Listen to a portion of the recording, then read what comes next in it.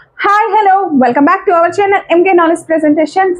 So, Kaleshwaram Commission KCR కి నోటీసులు ఇచ్చిన విషయం అందరికీ తెలిసిందే. సో జూన్ 5th రోజు కేసీఆర్ ఇంకా విచారణకి హాజరవుతారని చెప్పేసి కూడా ప్రచారం జరుగుతుంది. సో ఖచ్చితంగా హాజరవుతుంది. ఈ గ్యాప్ లో అంటే ఈ 1 week లోనే కేసీఆర్ హరీష్ రావు ఫామ్ హౌస్ లో హరీష్ రావు భేటీ అయ్యారు. కేసీఆర్ తో 4 times భేటీ అయ్యారు. సో ఈ భేటీ ఎందుకు అనేది ఆసక్తికరంగా మారింది. ఎందుకంటే ఆల్రెడీ బీఆర్ఎస్ కవితకి కేటీఆర్ కి మధ్య ఒక వార్ అయితే నడుస్తుంది. సో దాని కోసం భేటీ అవుతున్నారా, లేకపోతే కాళేశ్వరం కమిషన్ విచారణకి హాజరవ్వాలి కాబట్టి ఎలా ప్రిపేర్ అవ్వాలి, ఎలా ఎదుర్కోవాలి అని చెప్పేసి హరీష్ రావు వాళ్ళ మామని సలహా అడుగుతున్నారా? ఎందుకంటే వారం రోజులనే 4 times ఫామ్ హౌస్కి వెళ్ళి భేటీ అవ్వడం, కేసీఆర్తో చర్చించడం అనేది హాట్ టాపిక్ అవుతుంది.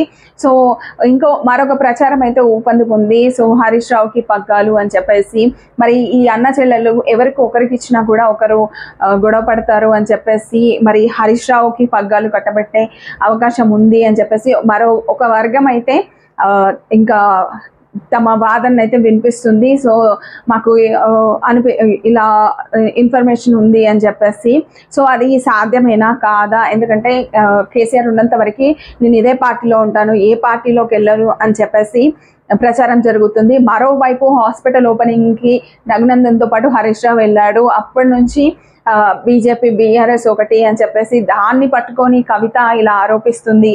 సో రాజకీయాల్లో ఇవన్నీ కామన్ కదా అని చెప్పేసి దీనిపై కూడా రఘునందన్ క్లారిటీ ఇవ్వడం జరిగింది. దాంతోనే పొత్తు సాధ్యమవుతుందా, బీఆర్ఎస్కి టచ్లో ఉన్నారు హరీష్ రావు అని అంటున్నారు. సో అది ఎంతవరకు సమంజసం అని చెప్పేసి రఘునందన్ అడగడం కూడా జరిగింది మీడియా ముఖంగా. ఈ నేపథ్యంలో మరి ఎందుకు భేటీ అయ్యారు హరీష్ రావు ఈ 4 times కూడా? ఓన్లీ కాళేశ్వరం కోసమేనా, లేక ఇంకేదైనా ఉందా? నిజంగానే పార్టీ పంగాలు హరీష్ రావు చేతిలో పెట్టబోతున్నారా అనేది కూడా హాట్ టాపిక్గా మారింది. మరి మీరేమనుకుంటున్నారు సో అనేది కూడా కామెంట్ చేయండి. అండ్ ఈ వీడియో ఎలా అనిపించిందో కూడా